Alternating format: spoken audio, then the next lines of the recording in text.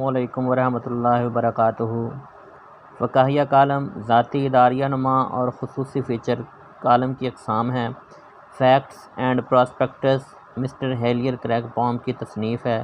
تشریحی reporting column کی ایک قسم ہے۔ New survey of journalism George Fox Mott کی تصنیف ہے۔ فن صحافت ڈاکٹر عبدالسلام کی تصنیف ہے۔ ڈاکٹر عبدالسلام نے فن صحافت میں کالم کو 6 اقسام میں تقسیم کیا ہے۔ صحافیوں کی تقسیم کو مد نظر رکھ کر کالم کو 4 اقسام میں تقسیم کیا گیا ہے۔ عالمی تناظر میں کالم کی 7 اقسام ہیں۔ موضوعاتی پیشہ ورانہ تقسیم میں 7 کالم ہیں۔ مشاہداتی کالم نویسی میں کون سے کالم شامل ہیں؟ سیاحتی کالم، ڈائری نما کالم، شہرنامہ کالم۔ لفظ فیچر قدیم فرانسیسی زبان سے لیا گیا ہے۔ لفظ فیچر ابتدا میں کن معنوں میں مستعمل تھا؟ فیشن یا کسی چیز کی ساخت کے معنوں میں۔ لفظ فیچر کے عام فہم معنی ہیں نمایاں نقوش، شکل و صورت، خد و خال، وضع قطع۔ فیچر کی کون سی 2 اقسام ہیں؟ صحافتی معنی، اصطلاحی معنی۔ صحافت میں عام طور پر فیچر کا مفہوم ڈرامائی پیشکش کے لیے یا کسی ایک پہلو کو نمایاں کرنے کے لیے لیا جاتا ہے۔ News writing M Lyle Spencer کی کتاب ہے۔ Writing and selling Helen M Patterson کی کتاب ہے۔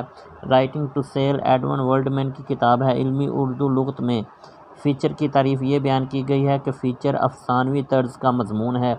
فیچر کی 2 اقسام ہیں، اسلوبی اقسام اور موضوعاتی اقسام۔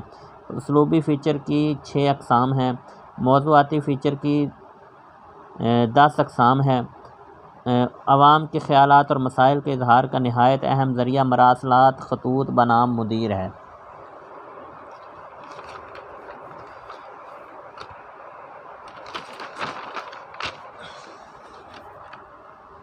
مراسلات کی 6 اقسام ہیں۔ حقیقی گزٹ میں کس قسم کی خبریں دی جاتی تھیں؟ جھوٹی خبریں۔ حقیقی گزٹ میں مخالفین کی تضحیک اور کردار کشی کے لیے خیالی ڈرامے سے کام لیا جاتا تھا۔ حقی نے ایسٹ انڈیا کمپنی کے لیے 35,000 کی چھپائی کا کام کیا۔ حقی کو ایسٹ انڈیا کمپنی نے 6,711 روپے معاوضہ دیا۔ عدالت میں جیمز حقی کے خلاف مشنری زکریا نے دعویٰ دائر کیا۔ پادری مشنری زکریا بریت کا مکتوب کہاں سے حاصل کیا؟ جنرل گورنر ولر وار ہیسٹنگ سے۔ پادری زکریا کے دعوے پر حقی کو کیا سزا ملی؟ 4 ماہ قید اور 500 روپے جرمانہ۔ قید کے دوران حقی گزٹ کی ادارت کون کرتا رہا؟ خود جیمز حقی جیل میں۔ انڈیا گزٹ نومبر 1780 میں جاری ہوا۔ انڈیا گزٹ کلکتہ سے جاری ہوا۔ انڈیا گزٹ کی گورنر جنرل کی اجازت سے جاری ہوا۔ انڈیا گزٹ کے مالک بی میسک اور پیٹر ریڈ تھے۔ انڈیا گزٹ 3 سال ہفت روزہ رہا۔ انڈیا گزٹ نے 1783 میں سہ روزہ کی حیثیت سے نکلنا شروع کی حیثیت اختیار کی۔ حکومتی پشت پناہی کس کی خصوصیت ہے؟ حقیقی گزٹ کی۔ حقیقی گزٹ پر تنقید، دربار کی خبریں، فحش زبان۔ انڈیا گزٹ کا اسلوب یہ حقیقی گزٹ کی خصوصیات تھیں۔ انڈیا گزٹ کا اسلوب بیان ڈرامائی تھا۔ کلکتہ گزٹ کب کلکتہ سے جاری ہوا؟ 4 مارچ 1784۔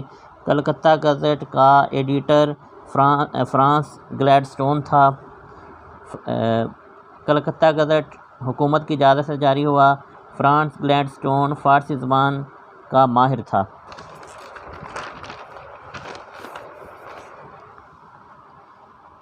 فرانس گلیڈسٹون نے مختلف کتابوں کا ترجمہ انگریزی سے فارسی اور فارسی سے انگریزی میں کیا۔ فرانس گلیڈسٹون نے فارسی اور انگریزی میں ڈکشنری مرتب کی۔ اخبار مدراس کوریر کب شائع ہوا؟ 22 اکتوبر 1775۔ مدراس کوریر کے مدیر کا نام رچرڈ جانسن تھا۔ بنگال جنرل اخبار کب شائع ہوا؟ 1785 میں۔ بنگال جنرل کے مدیر کا نام تامس جونس تھا۔ بمبئی ہیرلڈ کے مدیر کا نام ریڈیکلس نکسن تھا۔ بمبئی ہیرلڈ 1799 میں جاری ہوا۔ دی کوریر اخبار 1790 میں شائع ہوا۔ 25 جون 1790 میں بمبئی گزٹ اخبار شائع ہوا۔ بمبئی گزٹ کے مدیر بلیو ایس کوپر تھے۔ بمبئی آبزرور اخبار 1790 میں جاری ہوا۔ انڈیا ورلڈ کب شائع ہوا؟ 1795 میں۔ انڈیا ورلڈ کے مدیر ولیم ڈوان تھے۔ ایشیاٹک مرر اخبار 1799 میں شائع ہوا۔ ایشیاٹک مرر کے مدیر کا نام چارلس بروٹس تھا۔ کلکتہ جنرل اخبار 1799 میں شائع ہوا۔ کلکتہ جنرل کے مدیر کا نام جان یومر تھا۔ کراچی میں ٹیلی ویژن سینٹر کا قیام کب عمل میں آیا؟ 2 نومبر 1967 میں۔ کوئٹہ میں ٹیلی ویژن سینٹر کا قیام 26 نومبر 1974 میں قائم ہوا۔ پشاور میں ٹیلی ویژن سینٹر 25 دسمبر 1974 میں قائم ہوا۔ Black and white television کی جگہ رنگین نشریات نے کب لی؟ 1974 میں۔ کس یونیورسٹی کے تعاون سے تعلیمی پروگرام ٹیلی کاسٹ کرنے کی ابتدا ہوئی؟ علامہ اقبال اوپن یونیورسٹی۔ برصغیر پاک و ہند میں سب سے پہلا چھاپہ خانہ کس نے قائم کیا؟ پرتگالیوں نے۔ برصغیر پاک و ہند میں سب سے پہلا چھاپہ خانہ 1550 میں قائم ہوا۔ کس نام سے ہفت روزہ جاری ہوا؟ انڈین گزٹ کے۔ انڈیا گزٹ کب شائع ہوا؟ 1744 میں۔ انڈین گزٹ میں زیادہ تر کس کی خبریں دی جاتی تھیں؟ ایسٹ انڈیا کمپنی کی۔ دی گولڈن ایسٹ کس کا سفر نامہ ہے؟ کرنل جان ٹرنر کا۔ کرنل جان ٹرنر نے کس کو برصغیر کا پہلا اخبار لکھا ہے؟ ایسٹ انڈیا کمپنی گزٹ کو۔ ایسٹ انڈیا کمپنی گزٹ کب شائع ہوا؟ 1743 میں۔ انگریزی اخبار کی ابتدا کے سلسلے میں کس کے کردار کو نظر انداز نہیں کیا جا سکتا؟ ولیم بوٹس کے۔ ولیم بوٹس کو ایسٹ انڈیا کمپنی کی ملازمت سے کب نکالا گیا؟ 1766 میں۔ ولیم بوٹس نے کلکتہ میں کب چھاپہ خانہ قائم کیا؟ 1767 میں۔ ولیم بوٹس نے کہاں چھاپہ خانہ قائم کیا؟ کلکتہ میں۔ ولیم بوٹس کی ملک بدری کے بعد صحافت کے افق پر کون نمودار ہوا؟ جیمز آگسٹس ہکی۔ جیمز آگسٹس ہکی کہاں کام کرتا تھا؟ ایسٹ انڈیا کمپنی میں۔ جیمز آگسٹس ہکی کیا کام کرتا تھا؟ طباعت کا۔ ہکی نے کب چھاپہ خانہ قائم کیا؟ 1778 میں۔